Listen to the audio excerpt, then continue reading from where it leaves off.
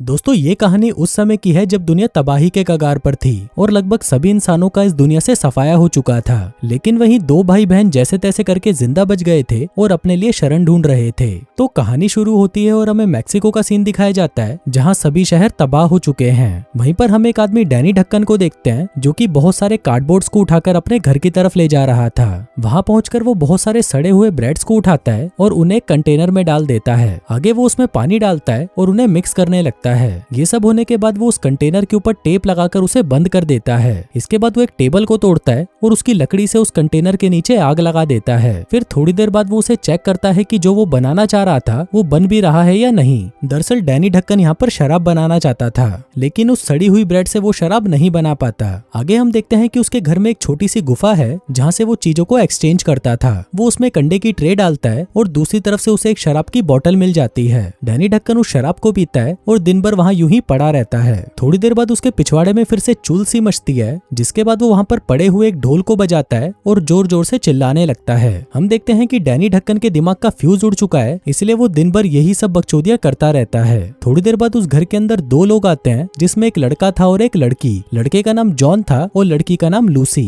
ये दोनों भाई बहन है और अपने लिए शरण ढूंढ रहे हैं। दरअसल बाहर भटकते हुए इन्हें यहाँ से कुछ आवाजें आ रही थी तो ये अंदर देखने चले आए। अंदर आते ही इन्हें डैनी ढक्कन वहाँ पर बेहोश पड़ा हुआ मिलता है। अब एक इंसान को देखकर ये दोनों खुश हो जाते हैं और उसे उठाने की कोशिश करते हैं, लेकिन इतनी कोशिशों के बाद भी डैनी ढक्कन को होश नहीं आता। आगे वो उसे दूसरे कमरे में ले जाते हैं और वहीं पर सुला देते हैं। कुछ घंटों बाद जब डैनी ढक्कन को होश आता है तो वो इन दोनों को अपने घर में देखकर हैरान हो जाता है। इसी दौरान ये दोनों भाई बहन भी उठ जाते हैं और उससे खाना मांगते हैं। अब डैनी ढक्कन भी इन पर तरस खाकर इन्हें खाना दे देता है। फिर खाने के बाद लूसी डैनी से कहती है कि हमारे पास रहने की दूसरी और कोई जगह नहीं है, तो क्या हम आपके साथ रह सकते हैं? बदले में आप जो बोलोगे हम वही करेंगे। अब ये सुनकर डैनी ढक्कन हंसने लगता है, जिसके बाद वो उन दोनों को एक कमरे में ले जाकर बंद कर देता है और वहाँ से चला जाता है। लेकिन लूसी को इस बात से कोई फर्क नहीं पड़ रहा था, क्योंकि वो थकी हुई थी और बस आराम करना चाहती थी। लेकिन जॉन बार बार उस दरवाजे को खोलने की कोशिश कर रहा था, क्योंकि उसे यहाँ पर काफी अजीब लग रहा था। तभी लूसी उसे कहती है कि इसका कोई फायदा नहीं, चुपचाप यहाँ पर आकर सो जाओ। लेकिन जॉन उसकी बात नहीं सुनता और दरवाजे को खोलने में लगा रहता है। फिर रात होते ही डैनी ढक्कन उसके कमरे में आता है और जोर जोर से ढोल बजाने लगता है। फिर जब उन दोनों की नींद खुल जाती है तो डैनी उनको पहनने के लिए दूसरे कपड़े देता है और उनको कहता है कि जल्दी से तैयार हो जाओ, तुम्हें बहुत काम करना है। आगे वो उन्हें अपने घर के तहखाने में ले जाता है और कहता है कि हमें यहाँ पर एक गुफा बनानी है, जिसके बाद वो दोनों वैसा ही करते हैं जैसा डैनी ढक्कन उन्हें करने को कहता है। इसी दौरान बीच बीच में डैनी ढक्कन कुछ पी रहा था और जॉन उसे ऐसा करते हुए देख रहा था।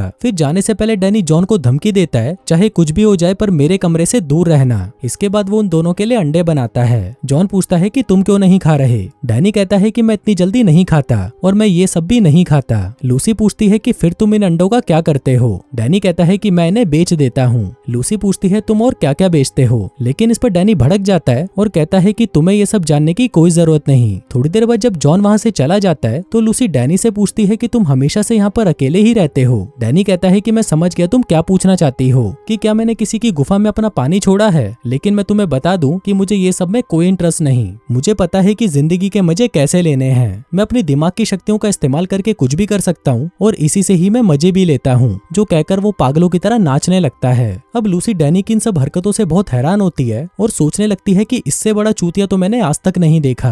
तभी जॉन वहाँ पर आ जाता है और देखता है कि डैनी और लूसी आपस में बातें कर रहे थे। अब ये बात जॉन को बिल्कुल भी अच्छी नहीं लगती, पर वो बेचारा कुछ कर भी नहीं सकता था। फिर डैनी के वहाँ से जाते ही जॉन लूसी से पूछता है कि तुम मुझसे बात क्यों कर रही हो? लूसी कहती है बस ऐसे ही, और तुम ये चीजें समझ नहीं पाओगे क्योंकि तुम्हारा दिमाग खराब है। अब कुछ दिन ऐसे ही काम करने के बाद फाइनली इनकी गुफा तैयार हो जाती है। इसी दौरान डैनी लूसी के पास आता है और उसे कुछ इशारा करता है। तभी लूसी भी डैनी को देखकर वैसा ही करती है। अब ये चीज जॉन भी देख रहा था और वो लूसी के पास आकर कहता है कि क्या वो तुम्हारी चाटना चाहता है? लूसी कहती है कि नहीं, ऐसा कुछ नहीं है। कुछ देर बाद डैनी जॉन के पास आता है और उससे पूछता है कि क्या तुम कभी लूसी के साथ सोए हो? उसकी फुद्दी फाड़ने में तुम्हें कैसा लगता है? इस पर जॉन कहता है कि हम दोनों ऐसा कुछ नहीं करते। डैनी पूछता है कि क्या तुम हाथ गाड़ी चलाते हो? तुम तो अभी भी जवान हो, तुम्हें तो रोज हाथ गाड़ी चलानी चाहिए। जॉन कहता है कि नहीं, मैं हाथ गाड़ी नहीं चलाता। डैनी कहता है कि चलो ये सब छोड़ो, लेकिन तुम्हें आज ही लूसी को घोड़ी बनाना होगा। अब ये सब बातें सुनकर जॉन का दिमाग खराब हो जाता है और वो लूसी के पास आकर उसे कहता है कि हमें यहाँ से निकलना होगा। लेकिन लूसी उसकी बात नहीं सुनती और उसे वहीं पर चूसने लगती है। अब सीन यहाँ पर कट होता है और हम जॉन को देखते हैं जो कि आधी रात में डैनी के कमरे में जाने की कोशिश करने लगता है। लेकिन डैनी अभी भी जगा हुआ था था, जिसको देखकर जॉन घबरा जाता है और वहाँ से चला जाता है। अगली सुबह डैनी ढक्कन उन दोनों के लिए मीट मंगवाता है, लेकिन जॉन उस मीट को खाने से मना कर देता है। कहता है कि मैं शाकाहारी हूँ और मैं ये नहीं खा सकता। अब ये सुनते ही डैनी भड़क जाता है। वो जॉन का गला पकड़ लेता है और उसे कहता है कि तुम्हें कैसे भी करके ये खाना ही पड़ेगा। इसी दौरान हम देखते हैं कि लूसी का भी दम घुटने लगता है। डैनी कहता है कि मैंने तुम्हारी बहन के खाने में जहर मिलाया था और अगर तुम इसे बचाना चाहते हो तो तुम्हें ये मीट खाना पड़ेगा। अब जॉन के पास कोई रास्ता नहीं बचा था, इसलिए ना चाहते हुए भी उसे वो मीट खाना पड़ता है। तभी डैनी लूसी को अपने कमरे में लेके जाता है और कुछ दवाइयां पिलाकर उसे फिर से नॉर्मल कर देता है। उसी रात हम देखते हैं कि डैनी ढक्कन फिर से पागल होने लगता है। उसे अजीब अजीब चीजें दिखाई देने लगती हैं, जैसे कि चारों तरफ जहरीली गैस फैली हुई है और इसी की वजह से सभी इंसान मर चुके हैं। तभी अचानक वो नाचने लगता है और थोड़ी देर बाद वो वहीं पर लेटकर रोने लग जाता है। वो अपने परिवार को याद करने लगता है, जिनके साथ वो खुशी से रहा करता था।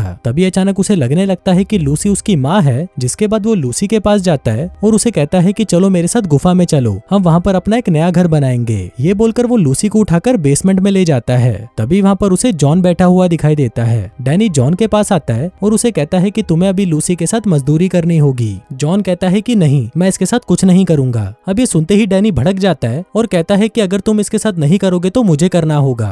अब जॉन के पास और कोई रास्ता नहीं था, इसलिए उसे मजबूरी में आकर लूसी के साथ मजदूरी करनी पड़ती है। वहीं डैनी ढक्कन इन दोनों को देखकर मजे लेता है और अपनी हाथ गाड़ी चलाता है। लेकिन तभी हाथ गाड़ी चलाते हुए डैनी को दिल का दौरा पड़ता है और वो वहीं पर टपक जाता है। अब ये देखकर वो दोनों उसे उठाकर ऊपर लेकर आते हैं और उसे एक कमरे में बंद कर देते हैं। आगे जॉन उसी जगह पर जाता है जहाँ पर डैनी खाना मंगवाया करता था, लेकिन अब बहुत कोशिशों के बाद भी वो वहाँ पर खाने के लिए कुछ नहीं मंगवा पाता।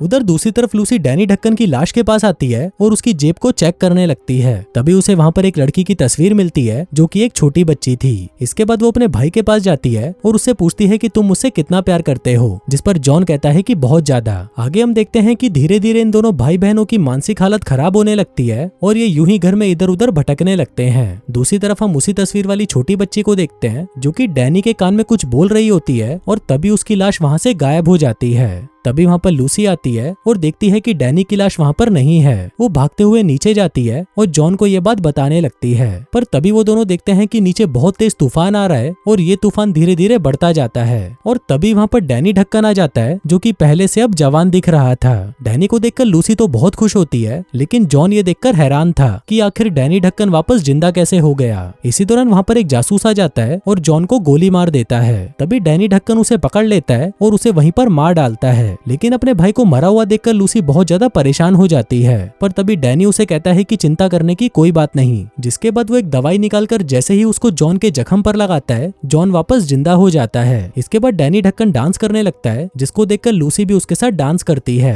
आगे डैनी उस मरे हुए जासूस का खून और उसके शरीर के अंगों को एक कंटेनर में डालता है और उसे बंद करके गुफा के साइड में रख देता है। थोड़ी देर बाद लूसी वहाँ पर एक लड़की को लेकर आती है और वहीं पर उसके साथ मजदूरी करने लगती है, पर तभी वहाँ पर डैनी आ जाता है और वो भी इस कार्यक्रम में शामिल हो जाता है। इसी दौरान लूसी की नजर एक आदमी पर पड़ती है जो कि बहुत ही अजीब तरीके से उन्हें देख रहा था, जिसको देखकर लूसी पागल हो जाती है और जोर से चिल्लाने लगती है। तभी डैनी ढक्कन वहाँ पर इतने सारे लोगों को देखकर बहुत खुश हो जाता है और कहता है कि मैं चाहता हूँ कि तुम सभी मेरा खून पियो, तुम सभी मेरे अंदर समा जाओ क्योंकि तुम्हारे शरीर का कोई महत्व नहीं, जो कहकर वो वहाँ पर नाचने लगता है। अब उसको देखकर वो सभी लोग भी उसके साथ नाचने लगते हैं। थोड़ी देर बाद उस गुफा में से एक आदमी बाहर आता है और देखता है कि शहर में तो सब कुछ नॉर्मल है, ना दुनिया खत्म हुई है ना शहर तबाह हुए हैं। दरअसल ये इस फिल्म का डायरेक्टर है जो कि दिमाग से एक अखंड चूतिया है और जो भी कचरा ये अपने दिमाग में सोचता है उसी कचरे में से ये ऐसी वाहियात फिल्में बना देता है। और दोस्तों कुछ इसी तरह से ये फिल्म भी यहीं खत्म हो जाती है।